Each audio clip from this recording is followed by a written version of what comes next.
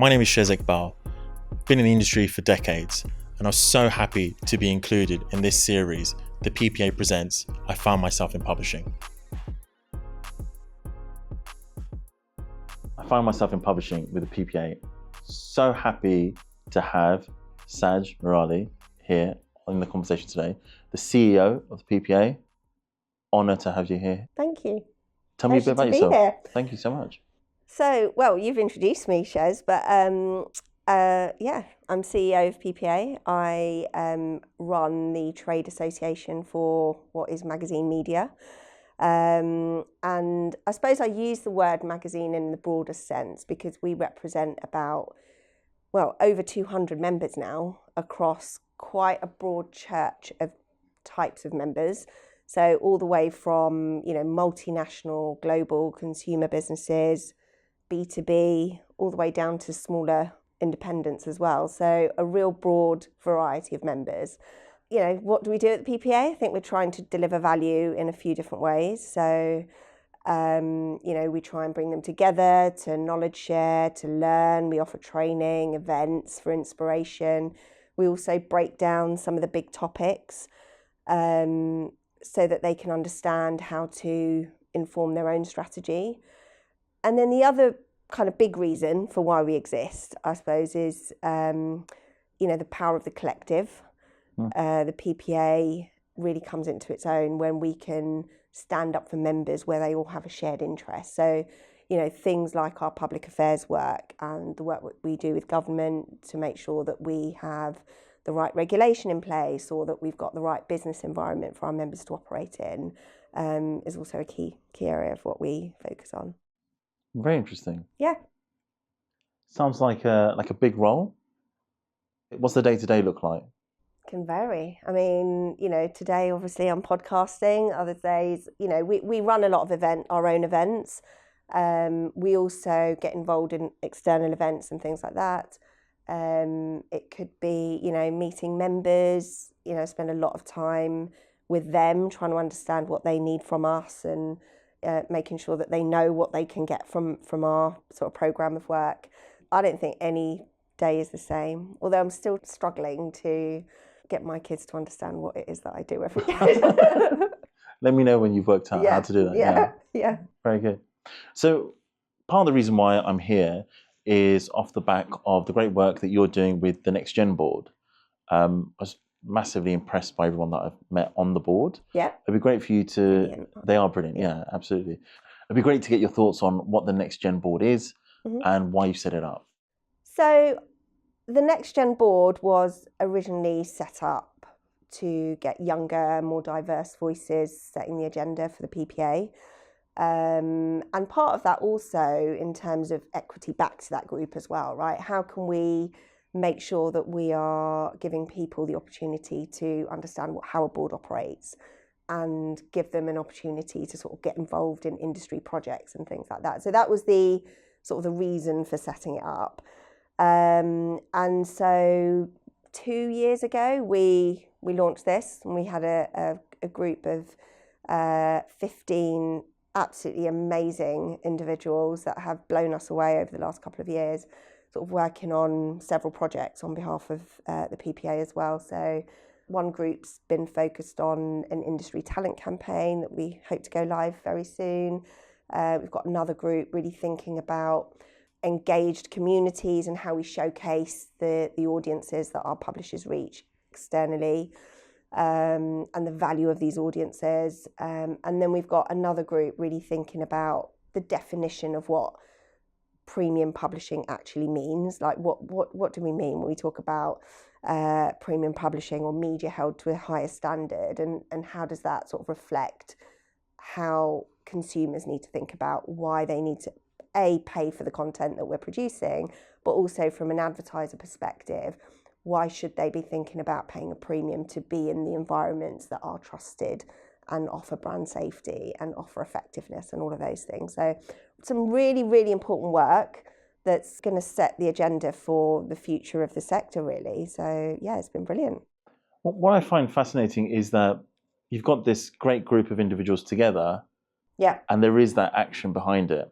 Yeah. So it is super interesting that you've you're not just investing in, which of course is fantastic to invest in that talent, Yeah. but you're also drawing from them their talent, their insights, and it feels like there is a vested interest from the organisations that put them forward, and those larger publishing houses as well. Yeah, absolutely. I mean, if we think about how the board was selected, all of the applicants needed to, have the consent of their managers and their business, because there was going to be a time commitment involved, and there was an awareness, I suppose, that it was going to be more than just a talking shop, so to speak. So I think with all of our steering groups, we're keen to make sure that, of course, having a peer group and a network and kind of collaborating in that way is important, but actually we're really keen to know, like, what are the KPIs and objectives that each of our groups are going to deliver. I think that's how we kind of drive the industry forward, right? It wasn't an easy application process either. So we spoke a bit about the application process before. Tell me a bit about that, because I think it's interesting for people to hear a bit more about that selection process. We obviously launched for applications, and the messaging was out for a few weeks, and we generated over 75 applications in year one, which we were blown away with that. But then it was, right, how do we actually whittle this down now to who we're going to select? So it kind of fell into stages. We had some great guidance around how we were scoring each of the applicants and what we were looking for in their applications as well.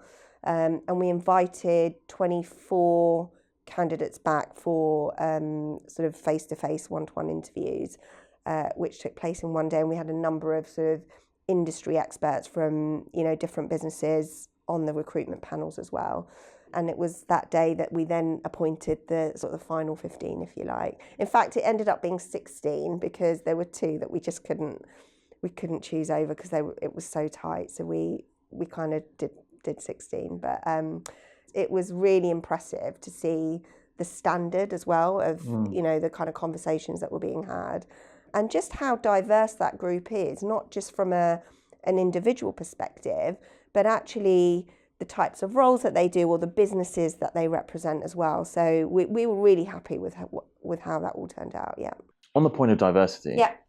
So if I think back through my career, it's very difficult for me to see, well, very few occasions rather, for me to see publishers from competing press or competing magazines, those from B2B, B2C, all around the same table.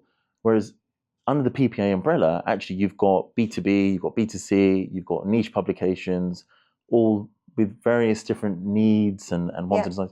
So what brings them under the PPA umbrella, and how do you service them all? Because they obviously have the individual needs. When we bring our publishers together, whether it's at a steering group or whether it's at an event or whether it's on the NextGen board, I think there is an element where they become a team and it's sort of them against everything else.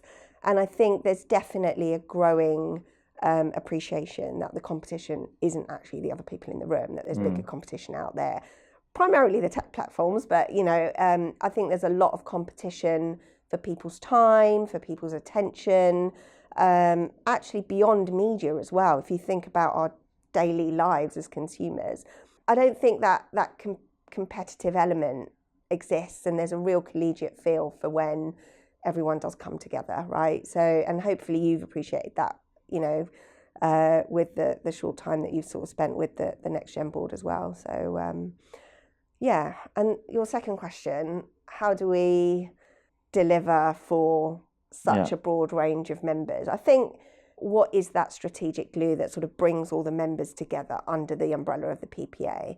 And it boils down to the fact that they're all creating trusted content for their specialist communities. And sort of that's true for if, somebody specializes in like passions or interests, so food or fashion or football or, all the things, motors, I think it was that you had a passion for. So, there's that bit. Or actually with the B2B brands, they're helping businesses and people that work within those businesses do their job better, but they've got that shared interest, right, of their profession. And so that piece around trust and that real journalism really comes into fold. And that's how I think all of our members share that point about differentiating. Anyone can be a content creator today, right? But actually being able to differentiate that real journalism versus everything else that exists on the open web, and now with AI coming into the fold as well, I think There's all up for grabs. I know that I can't be everything to all of them all of the time, but I think I'm always thinking about them in those groups, right? Are we doing enough for our big multinational consumer businesses? Are we doing enough for our B2B businesses? Are we doing enough for the independent publishers? And I think having that kind of member value at the core of everything we output, and having that checkpoint as well, just make sure that, when it comes to the end of the year and everyone's thinking about, what value they get out of their membership, that there's a good amount in there that they feel that they're connected to the PPA. And I think we achieved that. And you've got a whole bunch of initiatives to continue to deliver value. That's again one thing that I've taken away from my time with the PPA. Yeah. Including ensuring that there's a strong diversity within your members, and now I'm talking more about those sort of niche publications. Yeah. I believe there was an initiative to support startup publishers as well. So talk to me a little bit about those initiatives. So that particular initiative, I think, is super important to think about, right? Because I don't think we can be an industry association if we don't represent the whole industry. And actually, there are some really interesting startup, founder-led businesses that just need the same access as some of the other publishers are able to afford. And I think, we all know how tough it can be in those early years. So to be able to support some of those that are specifically reaching quite diverse and niche communities. So we've got recently brought on, Black Business, Friday, which is a new magazine supporting Muslim women in the workplace. We've got one which is called Inclusive Design, which I thought was really clever. It was a magazine that was all about interior design, but for disabled people.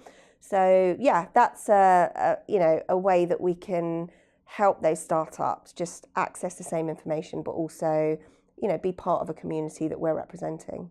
That's fantastic, because the reality is that there's a lot of value that they're bringing to the conversation. Yeah. And there's a lot of value that they're obviously taking out of those conversations as well, being in the same rooms as those larger publishers. Yeah. So let's dive into your personal journey then. Okay. So how did you get into publishing? I fell into publishing, and one of the reasons that we are doing this talent campaign is because we don't do a good enough job actually in telling people that are making career choices that this is even an industry that exists. I didn't even know that this was a thing, but I studied chemistry and physics at uni. I came out of uni knowing that I wanted to do something as long as it wasn't chemistry and physics, and I was a bit lost. I was asked to help a friend by going for an interview at this great sort of media company based in Soho, and I went for the interview and I got the job selling recruitment ads at the back of Accountancy Age, and I guess the rest is history. I sort of spent quite a long part of my career at Incisive Media in their insurance division. And I was part of that when they sold that insurance division to InfoPro Digital. I then worked at Euromoney for a period of time where I was running the whole commercial team, and we launched a number of sort of global titles as well. The job before this one, I was at New Statesman Media Group as their Chief Revenue Officer. And now I get to, represent an industry that I've grown up in, which is really exciting. I can't believe we haven't had this conversation already. Yeah. Because I used to sell recruitment ads. I also worked at Euromoney. And my first client when I joined the ad tech side was New Statesman. What? Yeah. When I joined Outbrain. Oh, first wow. clients that I signed, yeah. So what makes publishing a great industry to work in? I think today, more than ever, that trust in what you read or what you watch or what, that the trust piece is super important. There's so much misinformation out there. And I think, the generations that are coming through and the people that sort of, work in the industry really believe in the need for that. So I think at a really top level, it's an industry that is sort of underpinned by good journalism, right? But also I think it's an industry that's gone through a huge amount of change, right? And, when I first started, it was there was a print magazine, right? And that's kind of it. But actually, all of our members operate minimum on 5 different platforms. There's the print element, there's the digital, there's video, there's events, there's social media. There's so many opportunities for people to come in and get involved in, and it's much more than editorial and sales now. I think there's such a variety of roles that we need in the industry, and so yeah, I think it's a great sector to be able to sort of get involved and be in an industry that actually does mean something as well. Very insightful. Yeah. With the role that you have, looking over the PPA, keen to get your thoughts on the current trends and any significant changes you've observed. How long have you been in your role? 3 years now. Yeah, so 3 years. You must have seen quite some. I mean, and plus, of course, your tenure before within the industry. Yeah. You must have seen quite some change. So we did a market sector report, which was published at the end of last year. But I was reading that the other day, and I was like, actually, so much of this is still relevant. But the big thing that came out of that is that piece around ruthless prioritization. So many of our members have been testing and trialing different things. But I think what I'm seeing at the moment is that their members are just doubling down on the bits that they're really good at, and kind of, where they're getting really good traction and understanding where they need to be spending their resource and time. So that's definitely a thing. I think the other thing, you can't kind of not get away from the algo changes and the impact that that's having on the industry. I think there's still quite a big over-reliance on, Google search traffic and the advertising revenue that's sort of generated from that. And so, the work that we're doing from a public affairs perspective is really important to try and rebalance that strategic market focus, if you like, that, some of the platforms have. And that's had really big impact directly on commercials. And then obviously we've got AI. So going back on some of those other points, I think not everyone is aware of the fact that when Google makes a change, overnight, publishers' traffic can disappear, right, or fall off a cliff. Yeah. So it's a huge thing. So the work that you're doing there in particular is game changing because it's maintaining that revenue line. It's ensuring that they have a voice. Yeah, I think also one of the groups that we set up, which is it kind of has a slightly different focus than a lot of our steering groups, where it's quite ad hoc, but we've connected a load of SEO leaders across the industry, across the membership, where when there is an algo change, they can just quickly connect with each other and sort of say, right, what are you doing about it? How's it impacting you? And I found that's an immediate, quick fix for them, but also quite low resource for us to deliver, right? So, things like that are important. Yeah, that's an immediate form of value, right? So that's absolutely. Okay, so let's jump into AI, because I'm keen to get your thoughts on this. Yeah. AI, death of journalism is sort of like the headlines that a lot of people are using. There's a lot more to it, right?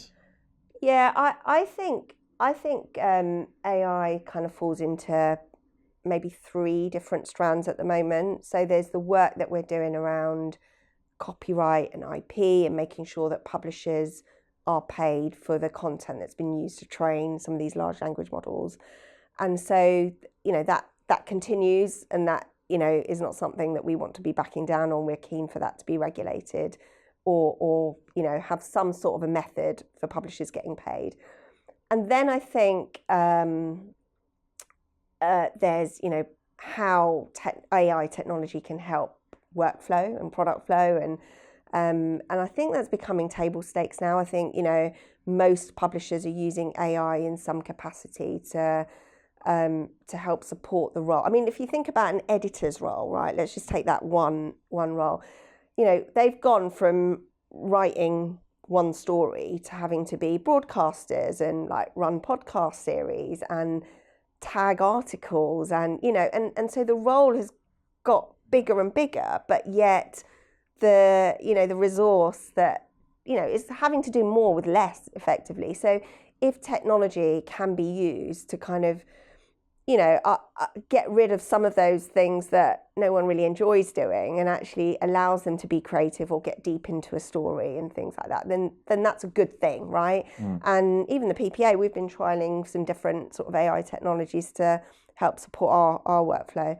So that's that's good, right? And we need to be testing and trying where we can be more productive. And then I think the other area where AI has been quite interesting to see is sort of actual AI products. So we've got a number of members that are creating products that are driven by AI, but from their own archives, if you like. So we showcase the Nursing Times example. They've created a really great solution and have been getting a lot of traction, and it's actually kind of changed their business model in a way. And then we had an AI day, demo day recently, which was all focused on show, don't tell. We've talked a lot about AI, but actually being able to demo the different ideas that are, that are happening across the sector was great, because publishers could have a look at that and come away from that and think, okay, how could I think about my own product and think about how I can use AI? It's the future. We can't get away from that. So, were there any examples from that session that you can? Well, you had to be there to find out. So, got to be a member of the PPA. I'll be a member of the PPA. Okay. You've got to be there. All right. Look forward to the write-up. Saj, I'm really keen to get your thoughts on what you think newcomers to the industry should be doing. Do you have any advice or tips for them? I think that if the PPA is a trade association that is underpinned on businesses that bring together communities, I think the PPA is a community in its own right. And I would say, network, get involved. I think it's a really great, the PPA is a really great platform to be able to make the changes and create the industry that you want the industry to be in the future, right? So you have to be involved, you have to be at the table. And there are so many opportunities to be able to do that. So that would be my bit of advice. Oh, and get involved in the NextGen network as well, which was also set up by our NextGen board.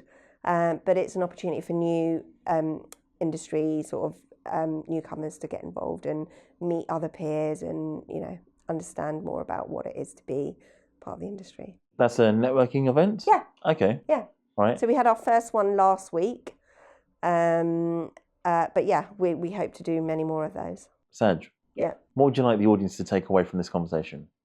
I would like them to know that, the PPA is a great platform for a number of different things. And I've come to terms with the fact that, nobody wakes up thinking about their trade association, but actually where we have really delivered value is when then there is a need for businesses to come together as a collective, or where something's happened in the workplace and that there needs to be an immediate answer. I heard someone refer to the PPA being a bit of a Batman lurking in the shadows for when an emergency happens. But I think, what we are doing is we're standing up for them, but we're also standing beside them. And I think that sort of sums up why we exist, really. There's a huge amount of value that we're offering members, and we're sort of seeing that with the feedback that we get from members on a daily, weekly basis. But hopefully that's given a flavour of some of the work that we're up to. I think you've done that. Absolutely. Thank you so much for this conversation. I've really enjoyed it. Thank you. Thanks for inviting me.